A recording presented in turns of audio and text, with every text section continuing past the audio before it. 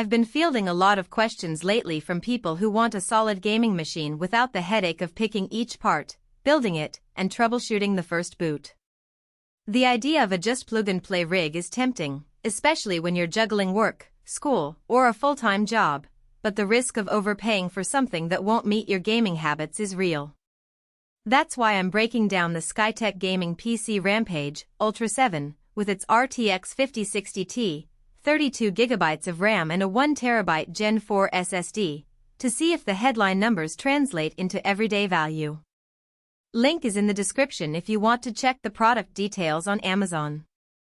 First, let's talk about the situation this PC aims to solve.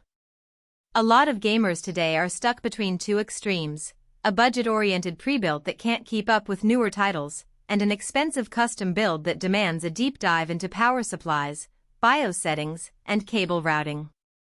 The Rampage lands smack in the middle, promising high-end components in a compact package. If you're the type who wants to fire up Cyberpunk 2077 or the latest AAA shooter without having to manually install a GPU and tinker with thermals, this is the category of product you should be listening to. The core of the system is an Intel Core Ultra 7 U7265F, a 2.4 GHz chip that can boost up to 5.2 GHz. It's a newer generation CPU, which means better single-core performance for games that still rely heavily on that metric.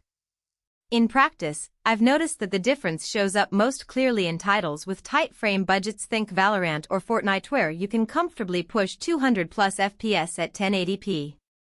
For more demanding, CPU-heavy experiences like simulation games or large open-world adventures, the Ultra 7 holds its own, but you'll start to see the occasional dip when you push max settings and keep the resolution above 1440p.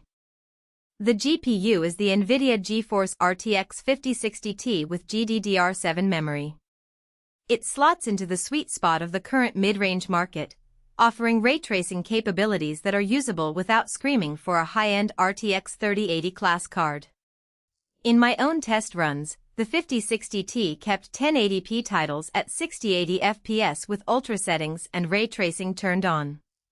When you dial the resolution up to 1440p, the same settings hover around the 45-55 FPS mark, which is still a decent experience for most gamers, especially if you're comfortable with a 144Hz monitor that can display smoother motion at those frame rates. If you're aiming for 4K Ultra settings, you'll have to dial back a few graphics knobs. The card isn't built for that tier. Memory and storage are where the Rampage starts to feel a bit future-proof.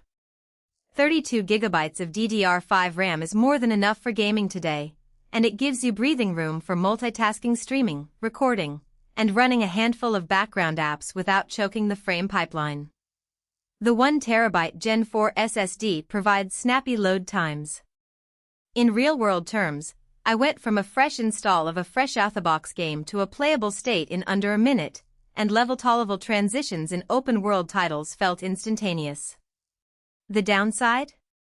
If you have a massive library of AAA titles, you'll likely need an external drive or a second internal SSD soon.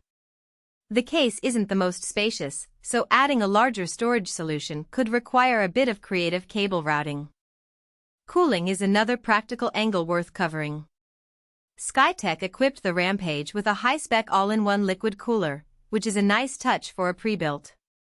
In a typical gaming session that lasts an hour and a half, the GPU and CPU temperatures stayed comfortably in the 60-70 C range, and the fans didn't become a noticeable nuisance. That said, the liquid cooler does add a potential point of failure. If you ever need to replace it, you're looking at a more involved service call compared to a simple air cooler. For most users who aren't planning to overclock or push the machine to the absolute limit, it's a net positive. Now let's talk about the user experience of setting this thing up. The box arrives with everything you need: the tower, a power cord, and a basic set of accessories. No extra software bloatware that forces you through a 30-minute first-run wizard. You plug the power cable in, hook up your monitor, the unit offers HDMI and a DisplayPort, attach a keyboard and mouse, and you're ready to go. The software side is clean. The only utility that comes pre-installed is a straightforward system monitoring app, which you can delete if